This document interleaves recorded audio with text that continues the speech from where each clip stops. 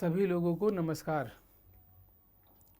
आज हम फिर से शुरू करने जा रहे हैं एसएससी के जीडी का प्रीवियस ईयर क्वेश्चन जो आ चुका है ना।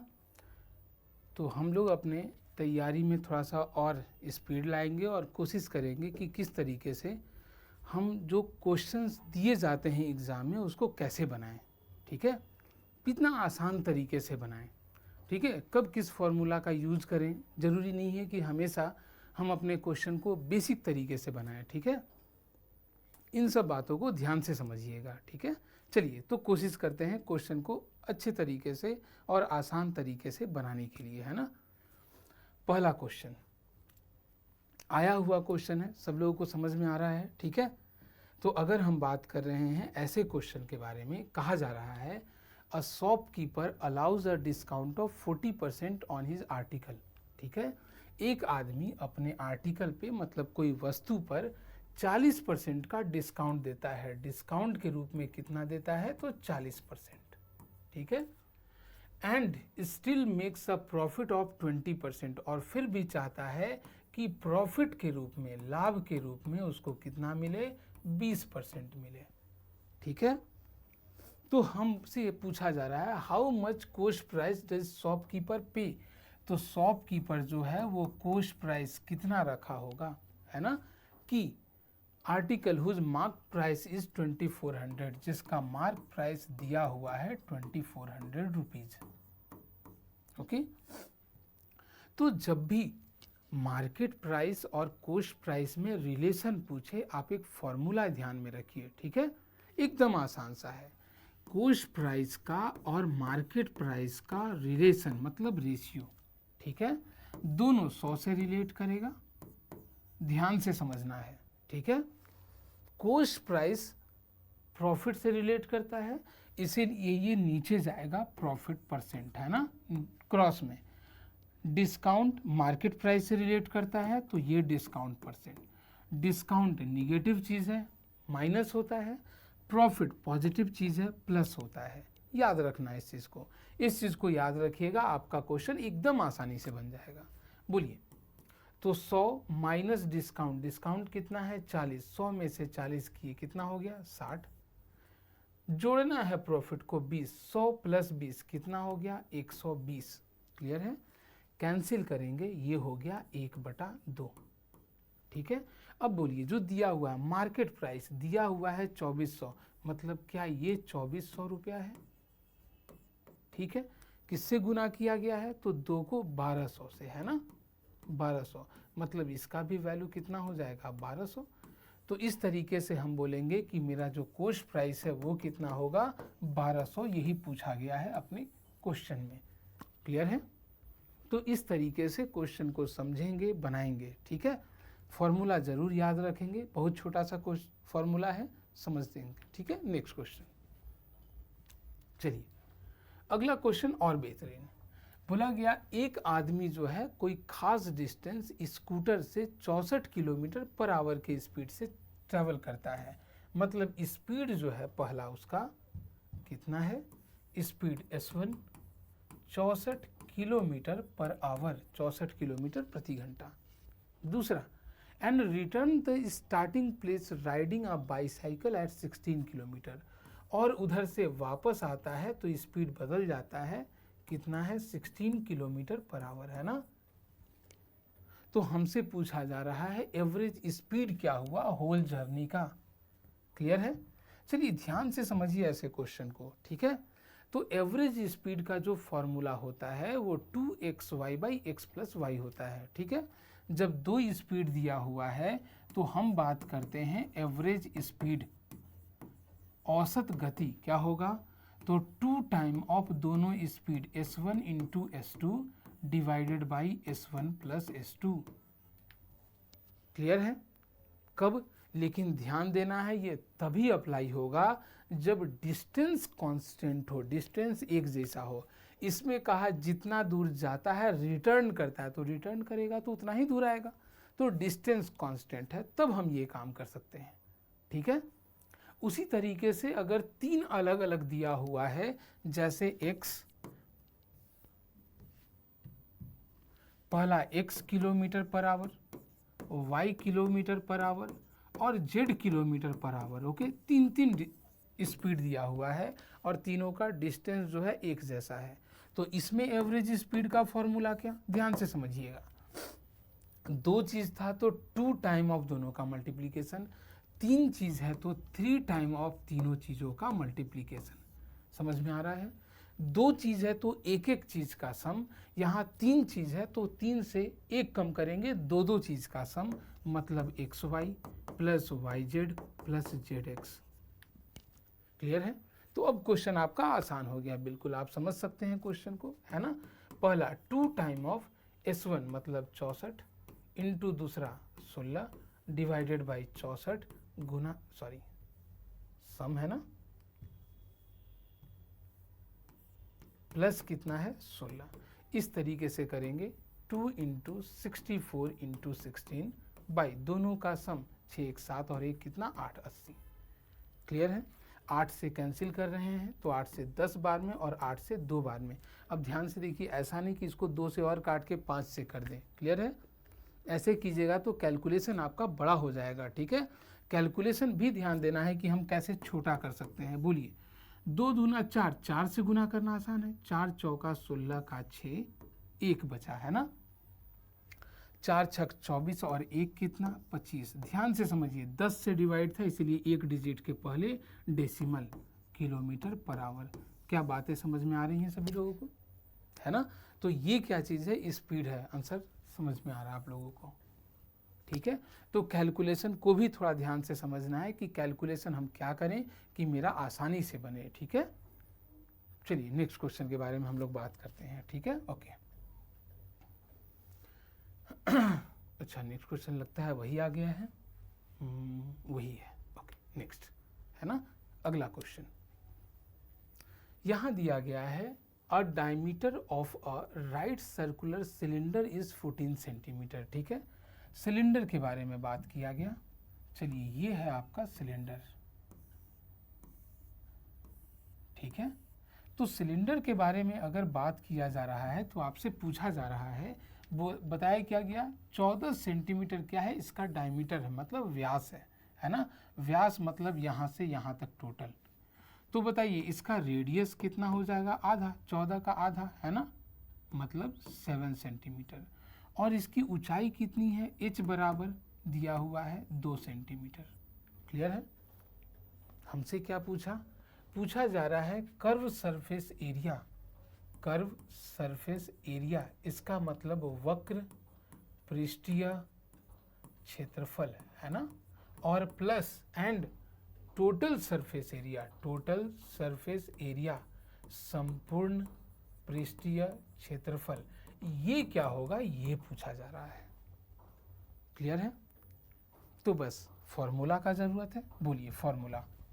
कर्व सरफेस एरिया सिलेंडर का होता है 2 पाई आर एच।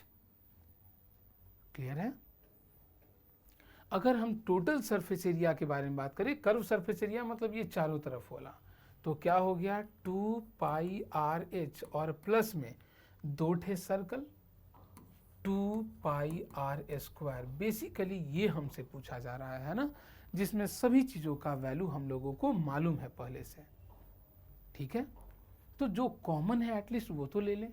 तो हम लोग देख रहे हैं कि 2 पाई, अच्छा थोड़ा सा इंक बदल देते हैं, ज़्यादा अच्छा रहेगा। बोलिए, 2 है, पाई है, आर सब जगह कॉमन है, यहाँ बचा h, 2 पाई आर यहाँ बचा h, 2 पाई एक आर ले लिए हैं तो यहाँ बचा r। अब बात समझ में आ रहा है? बोलिए, 2 पाई का वैल्यू 22/7 और r का वैल्यू है 7 है ना। फिर से h कितना 2 प्लस 2 प्लस कितना r का वैल्यू 7।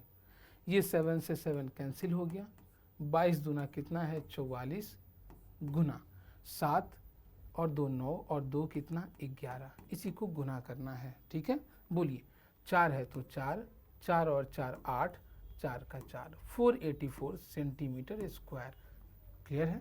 484 centimetre square. कैलकुलेशन केवल, ठीक है, कैलकुलेशन को कोशिश करना है थोड़ा अच्छे से समझें। चलिए, कोई प्रॉब्लम नहीं है।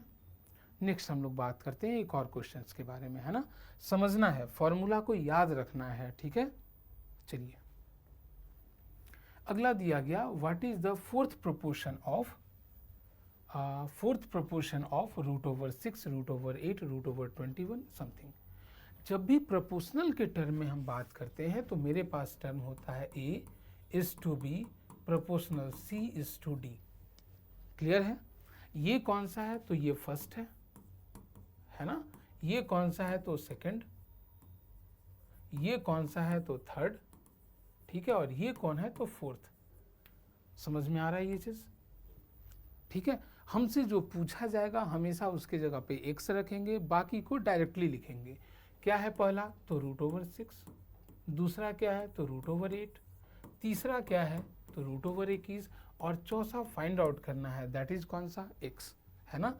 हम लोगों को मालूम है कि जब ये चीज है तो ये बेसिकली लिखा हुआ है क्या, a by b equal to c by D.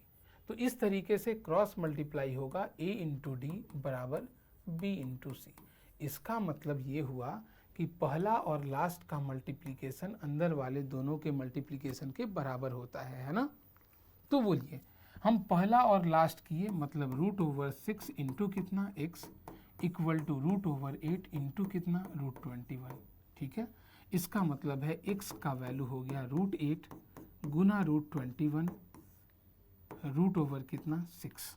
Okay चलिए, यहाँ जैसे रूट में सब है तो हम बहुत सारा काम कर सकते हैं, सबको एक साथ लिख सकते हैं। रूट के अंदर 8 गुना 21 और गुना 6। बोलिए 2 से कटा 3 बार में, ये 4 बार में, ये 3 से 7 बार में। क्या 4 का रूट निकल जाएगा 2 और 7 अंदर में ही रह जाएगा, इसलिए आंसर कितना हो गया 2 रूट 7। आ रही है बात समझ में, ठीक है। इसी के साथ कुछ कुछ बात हम लोग और करते हैं जो प्रोपोर्शनल से रिलेटेड। जैसे यहाँ पर तो बहुत आसान है, फोर्थ प्रोपोर्शन कहा, थर्ड प्रोपोर्शन कहा, 3 चीज दे करके कोई भी एक चीज बोलेगा तो हम बड़ी आसानी से निकाल सकते हैं, ठीक है।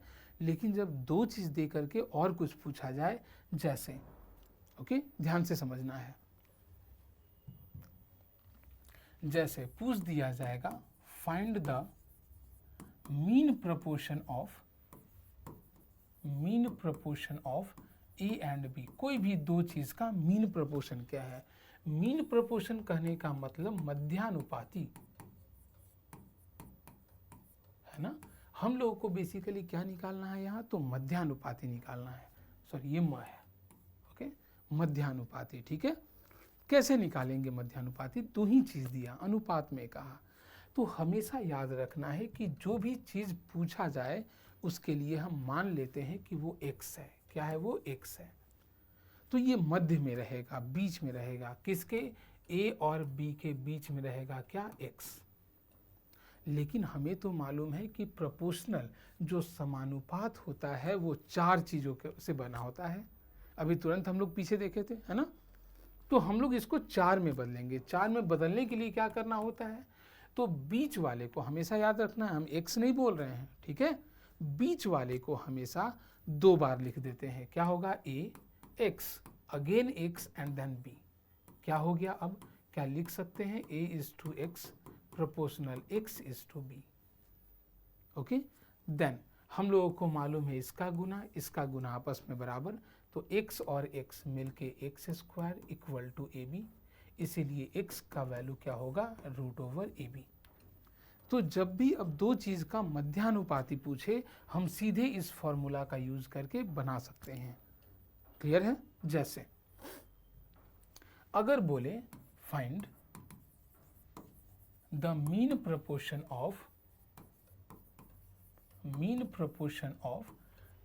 एंड 16, एकदम आसान है, ठीक है। हम सीधे सीधे बोलेंगे कि ये जो मीन प्रोपोर्शन है मध्यानुपाती है, मध्यानुपाती है ना। क्या हो जाएगा, तो रूट ओवर ए मतलब 9 और b मतलब 16, 9 का 3 और 16 का 4, आंसर सीधा सीधा 12। क्लियर है। उसी तरीके से पूछा जाता है कौन सा, तो हम बात कर रहे हैं थर्ड प्रोपोर्शन के बारे में। Find the third proportion of a and b, ठीक है। थर्ड प्रोपोर्शन कहने का मतलब तृतीयानुपाती, है ना, तृतीयानुपाती। जब मेरे क्वेश्चन में कोई भी दो चीज दे और तृतीयानुपाती पूछे तो क्या करेंगे, फिर से वही काम, हम बोले कि इसको मान लेते हैं x, कहाँ पर है, समझ में आ रहा है, तृतीयानुपाती थर्ड नंबर पे है। तो बोलिए दो चीज दिया तो a, दूसरा b और तीसरा निकालना है तो तीसरे पे x। क्लियर है। अब बताइए जब ऐसा है तो क्या लिख सकते हैं इसको प्रोपोर्शन में a। अभी तुरंत बताया गया आप लोगों को कि बीच वाले को दो बार लिखते हैं, बीच वाला b है, फिर से b, इस टू कितना x। सोल्व करते हैं, बोलिए a इंटू एक्स तो ax बराबर b into b, that means b square, x equal to क्या हो गया, b square by a. Clear. तो इस तरीके से हम लोग तृतीयानुपाती निकालते हैं इस फॉर्मूले से। समझ में बात आ रही होगी शायद, ठीक है। तो इस तरीके से क्वेश्चन कैसे बनाएंगे, उनका कुछ बेसिक कॉन्सेप्ट, वो सब हम लोग धीरे धीरे देखते चलेंगे, ठीक है। चलिए आज के लिए इतना ही करते हैं, बाकी हम लोग बात और अगले दिन करेंगे, ठीक है। और कुछ नए नए क्वेश्चंस के साथ, जीडी के और भी क्वेश्चन के साथ, सिर्फ जीडी ही नहीं बल्कि एसएससी का, रेलवे का, हर तरीके का क्वेश्चन हम लोग यहाँ पर बारी बारी से देखेंगे, ठीक है। चलिए आज के लिए बस इतना ही, बहुत बहुत धन्यवाद।